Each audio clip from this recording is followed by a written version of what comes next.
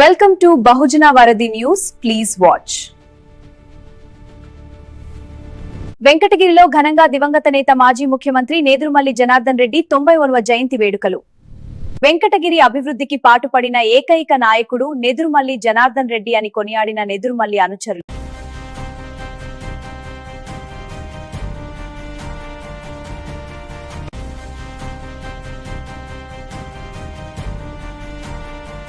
దివంగత ఆంధ్రప్రదేశ్ మాజీ ముఖ్యమంత్రి నేదురుమల్లి జనార్దన్ రెడ్డి 91వ జయంతి వేడుకలు శుక్రవారం వెంకటగిరి పట్టణంలోని నేదురుమల్లి భవనంలో ఘనంగా నిర్వహించారు. ఈ సందర్భంగా ఆయన చిత్రపటానికి పూలమాల వేసి ఘనంగా నివాళులర్పించారు. వైఎస్ఆర్సీపీ నాయకులు, నేదురుమల్లి అభిమానులు ఆయన సేవలను స్మరించుకున్నారు. మున్సిపల్ వైస్ చైర్మన్ సా తరాసి బాలయ్య, దశరథ రామ్రెడ్డి మాట్లాడుతూ ప్రజల సంక్షేమమే ధ్యేయంగా పనిచేసిన నాయకుడు నేదురుమల్లి జనార్దన్ రెడ్డి అని, ఆయన చూపిన మార్గంలోనే ముందుకు సాగుతామని తెలిపారు. అనంతరం పట్టణంలోని త్రిభుని సెంటర్లో ఆయన విగ్రహం వద్ద అభిమానులు, నాయకులు పూలమాల వేసి నివాళులర్పించి భారీ స్థాయిలో అన్నదానం నిర్వహించారు. స్థానిక ప్రజాప్రతినిధులు, పార్టీ శ్రేణులు, అభిమానులు పెద్ద ఎత్తున హాజరై ఆయన రాజకీయ ప్రస్థానం, వెంకటగిరి అభివృద్ధికి ఆయన అందించిన సేవలను గుర్తు చేసుకుంటూ నాయకులు భావోద్వేగ ప్రసంగాలు చేశారు. ఈ కార్యక్రమంలో పులి ప్రసాద్ రెడ్డి, కాల్తిరెడ్డి శ్రీనివాసులు రెడ్డి, నాగయ్య, దశరథ రామిరెడ్డి, కాటూరు రామతులసి తదితరులు పాల్గొన్నారు.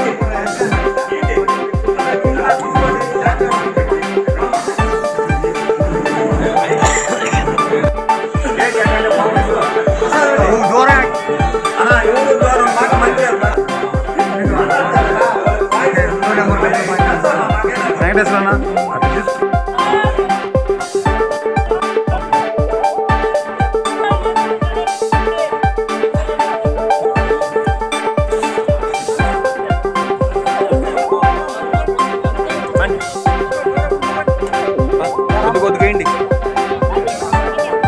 ఒకటి ఆపండి, ముందే ఆపండి, కొద్దిగా ఏంటి, కొద్దిగా మన తగ్గితే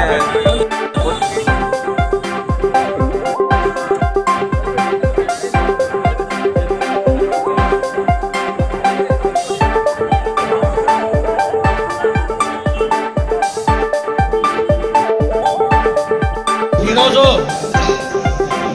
ఉమ్మడి ఆంధ్రప్రదేశ్ మాజీ ముఖ్యమంత్రి వర్యులు డాక్టర్ నేదురుమల్లి జనార్దన్ రెడ్డి గారి 91వ జయంతి ఉత్సవానికి ఇక్కడికి విచ్చేసిన నేదురుమల్లి అభిమానులకు, వైఎస్ఆర్ పార్టీ కుటుంబ సభ్యులకు, అందరికీ వైఎస్ఆర్ పార్టీ లీడర్లకు, అందరికీ పేరు పేరున పత్రికా విలేకరులకు, మీడియా మిత్రులకు అందరికీ నా ప్రత్యేక ధన్యవాదాలు.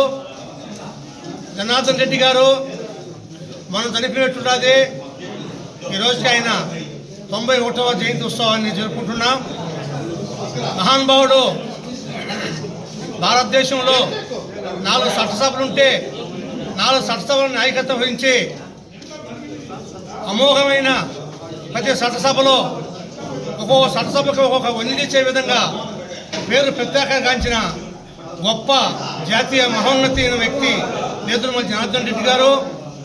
ఇకపోతే ఆయన గురించి చెప్పాలంటే ఎంతో చెప్పాలి, ఎంత చెప్పినా తక్కువే. వెంకటగిరి నియోజకవర్గానికి, వెంకటగిరి ప్రజలకు ఆయన చేసిన సేవలు, ఆయన చేసిన అభివృద్ధి వెంకటగిరి ప్రజల మనసుల్లో, గుండెల్లో శాశ్వతంగా గుడి సంపాదించుకున్నాడు మహానుభావుడు జనార్దన్ రెడ్డి గారు. మొట్టమొదటిగా ఆయన రైతులకి పట్టాదారు పాస్బుక్ ఇవ్వాలనే సంకల్పించి మొట్టమొదటిగా ఆంధ్రప్రదేశ్లో రైతులకి పట్టాదారు పాస్ పుస్తకాన్ని ప్రవేశపెట్టుకొచ్చి ఆ సంస్కృతిని తీసుకొచ్చిన గొప్ప వ్యక్తి జనార్దన్ రెడ్డి గారు. అదే కాదు, వెంకటగిరిలో అభివృద్ధి కార్యక్రమాలు చెప్పుకుంటూ పోతే చాలా ఉన్నాయి. అనేక విద్యా సంస్థలు తీసుకొచ్చాడు. అనేక మంది విద్యని ఎంతో ప్రేరేపించి ఉన్నత స్థాయికి తీసుకొచ్చినాడు.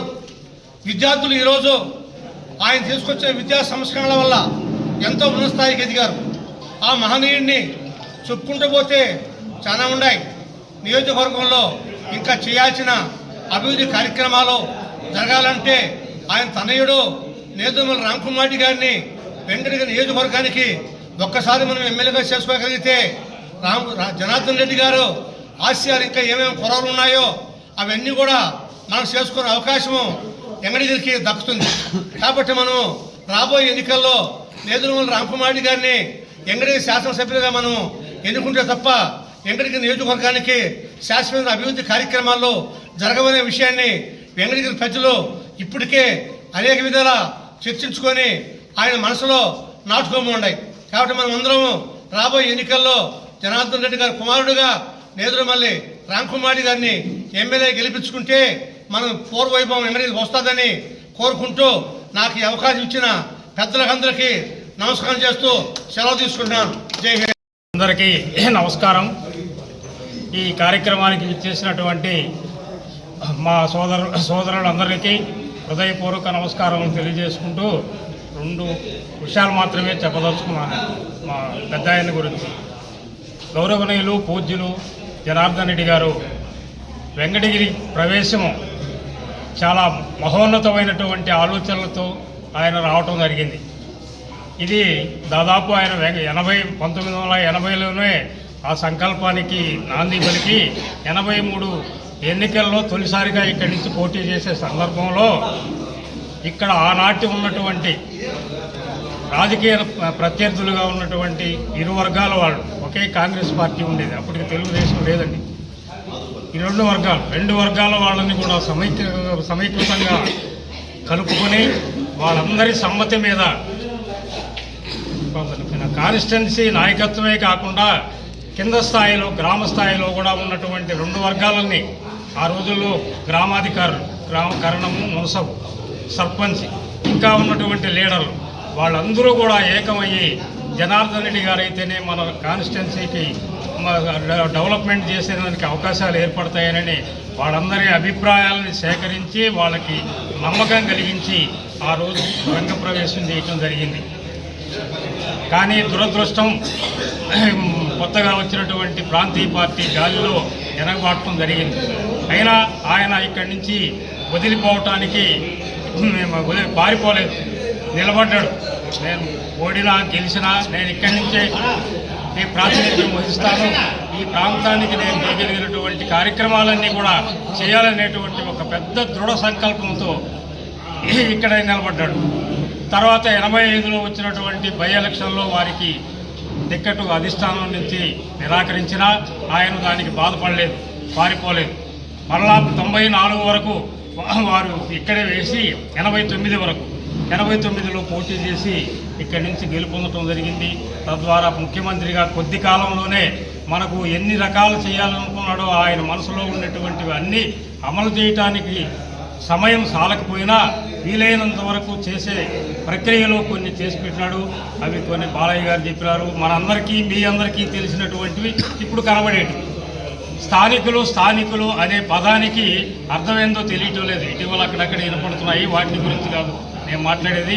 పెద్ద ఆయన వ్యక్తిత్వాన్ని గురించి, వారి యొక్క నాయకత్వాన్ని గురించి, వారికి ఉన్నటువంటి మంచి గుణాల గురించి, ప్రజల పట్ల ఏం చేయాలనో ఏం చేయటానికి ఈ నియోజకవర్గాన్ని ఆనాడు ఉన్నటువంటి 11 నియోజకవర్గాల్లో ఈ నియోజకవర్గం వెనకబడి ఉంది, దీన్ని మనం తీసుకుని డెవలప్ చేయాలా అనే ఈ వెనకబడినటువంటి ప్రజలకి నేను ఉపయోగపడాలా అనే ఒక మంచి ఉద్దేశంతోనే ఆయన ప్రయాణం ఇక్కడికి రావటం జరిగింది. అదే క్రమంలోనే ఆయన తదనంతరం కాకుండా ఉన్నప్పుడే మనం చేసినటువంటి నిర్వాహం, ఈ కాన్స్టిట్యూన్సీకి పట్టిన దుర్గతి, ముఖ్యమంత్రిగా చేసినటువంటి ఆయన్ని పక్కన ఉండమన్నాం.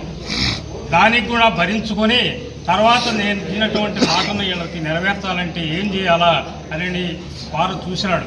స్థానికులు ఎవరైనా ఉంటే దానికి అర్హత కలిగిన వాళ్ళు, ముందుకు రాగలిగిన వాళ్ళు ఉంటే వాళ్ళనే బలపరచాలి.